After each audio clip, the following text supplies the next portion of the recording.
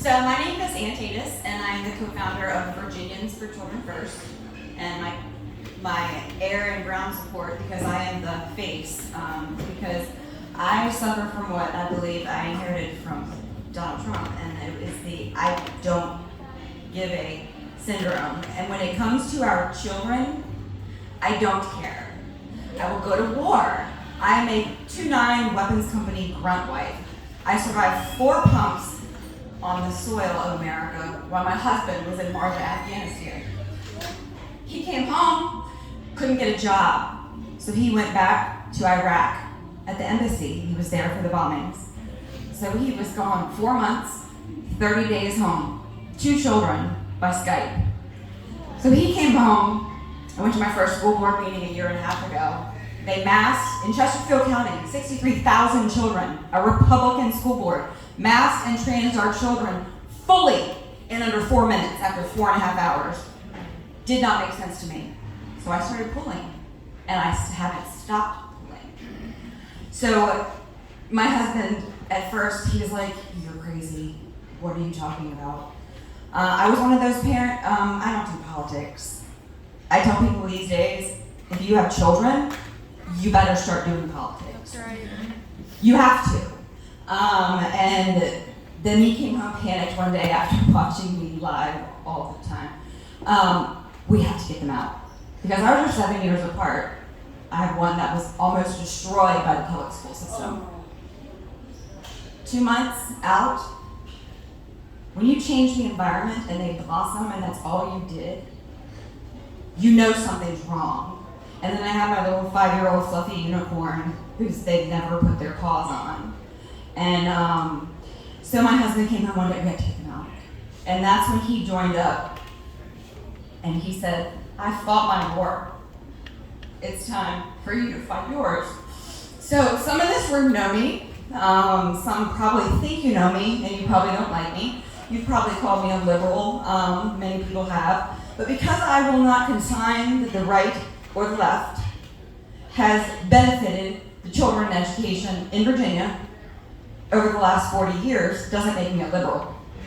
It makes me, the only way that we fix this is by acknowledging that since Chuck Robb in 1982 started talking about our children being the economic solution, not one single governor or one single president since has said anything different. The identity politics has simply shadowed over it. So until we look at that, I ask you, is the purpose of going to school to get a job? Simply to get a job?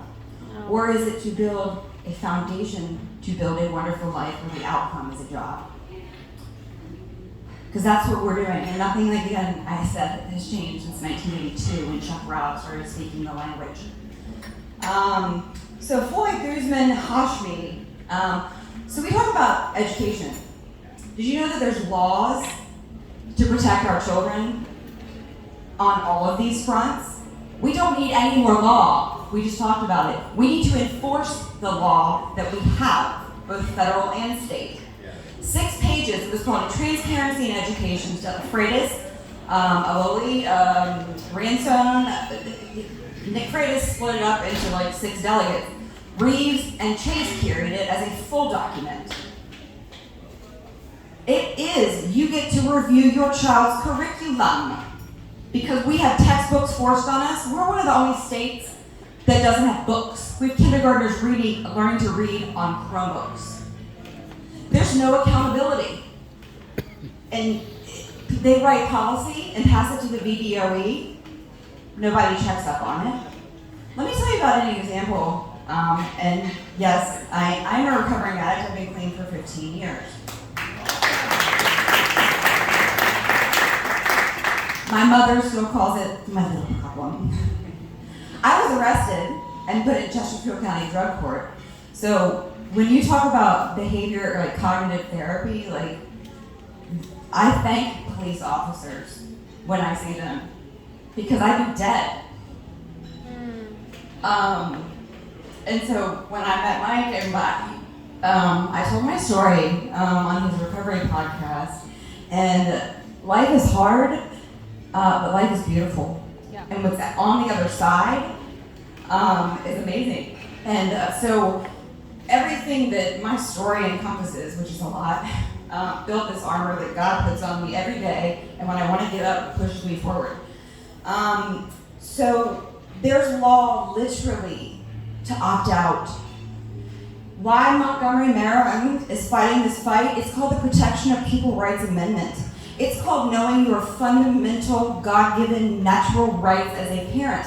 And if we don't acknowledge the Constitution and what this nation was founded on, because a moral Constitution governs, our government cannot exist. The Constitution does not exist unless we are a moral people. That's right. That's why we have gotten where we are. Yep. They muddy the water on purpose. When you go back to the founding documents and the law, the water is clear, crystal clear, and it's about this deep, is what we're fighting. You talk about the law consistently. No, you don't have the rights to parents. In loco parentis, anybody running for office, remove it from the Virginia Code. It is a legal term meant for guardianship, because I used to work with Operation Underground and CPS. In loco parentis was never meant to be part of the education world except for corporal punishment.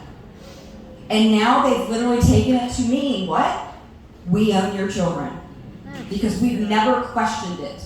This goes back to Blackstone. I read law reviews all day long to know that when you cannot come to me, I will back you into a corner with my words, and I will shut you down. I don't care which side of the fence you're on. And if you don't like it, I don't care. But we need people like Mike who wanted to know. He came to me and wanted to know. And I met Mike through Mike, who I met through Melissa and Orange. And I spoke at the brewery for many of you guys, is that we can't fix what we don't acknowledge. Yeah. Because what our children are going through, let me tell you about our experience. My 11-year-old last year was given an opiate module. They told her all the names of them. They gave her pictures, including foil with a pipe, a rolled up dollar bill, crushed up pills, pictures of how to use it.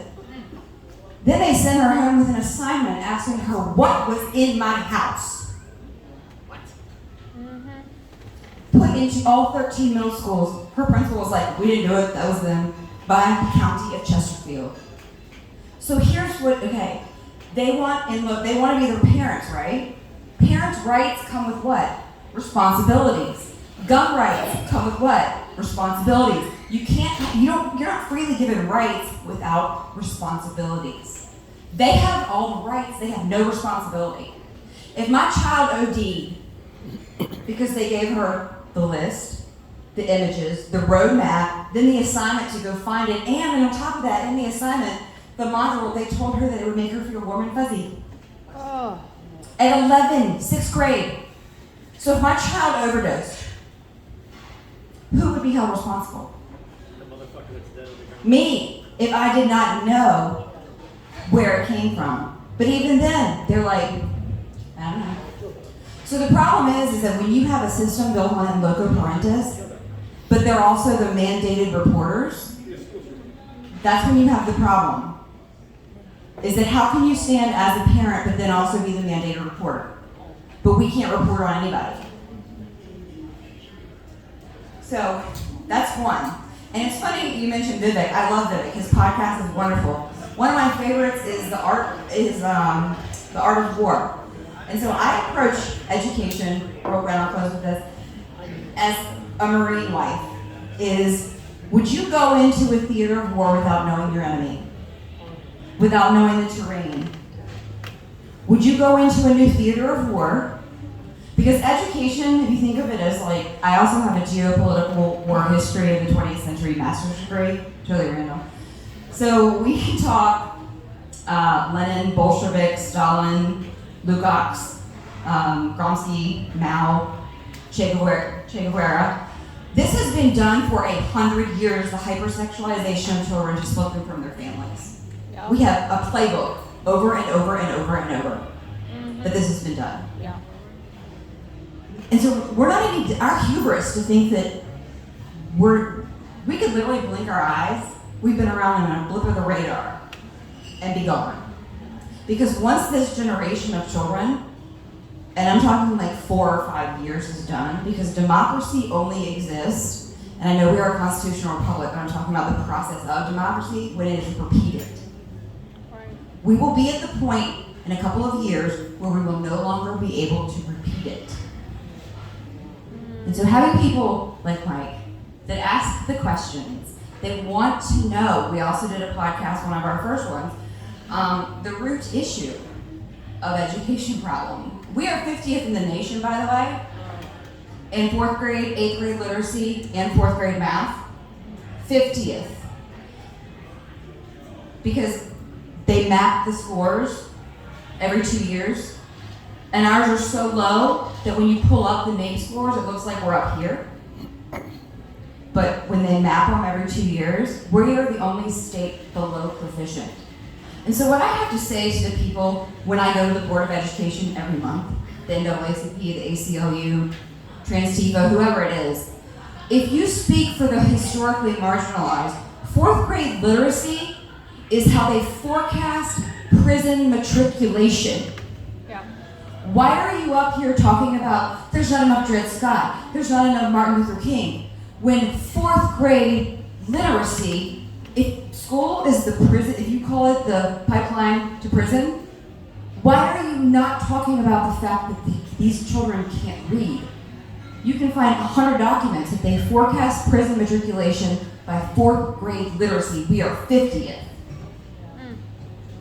And so when education comes around, I had some people's opponents that ran in primaries tell me, it's never been our wheelhouse. It's never been our thing. It has to be everybody's thing. We have to have people that want to go into office that are willing, but just because a bill, especially bipartisan, guys, bipartisan education bills, but if it's not your wheelhouse, find somebody to interpret it for you. Because I mean, Dr. Gorka mentioned now struggle sessions. Comprehensive sexuality education creeping into this state. 6 or 7 girls, 6th or 7th grade girls in front of a classroom, role-playing, oral sex, consent. Same with boys in front of their class. This is in Norfolk, it's around the state, it's coming in. It's coming in through social, emotional learning, not coming in through family life. And then when they go and complain to the teacher they're not comfortable, the teacher tells them they're not a good ally. They need to go be a better friend. That's called a Maoist struggle session.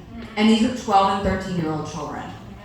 So I challenge people, we don't have relevance because we don't get paid. We're paid by the people for the people, like our politicians should be.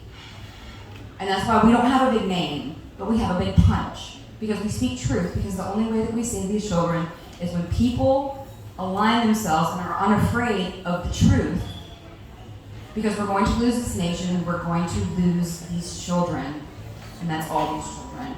If we don't have people that are willing to stand up.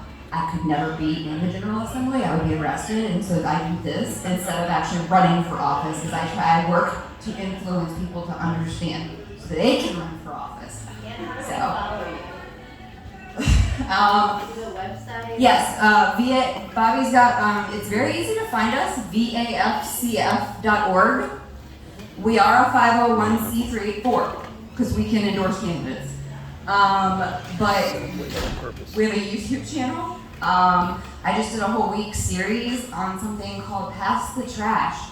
Is that Virginia has no law criminalizing teachers' sex abuse on children. And I know that Prince William, Fairfax, Loudoun, is that it's atrocious what I have dug up, and it's called Passing the Trash, is that teachers are covered instead of suing the teachers. It's easier to let them quit move divisions. Do you have information?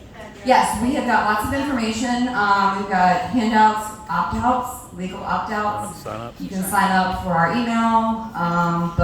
And then the t-shirts are awesome. They're in Trump style, Make Education Great Again. Next time I'm going to do Make Academics on topic or something, because we need academic stuff. And thank you so much. Thank you, Anne. We appreciate everything you're doing, and we certainly appreciate your sponsorship this evening as well for my. Thank you. Thanks, everybody.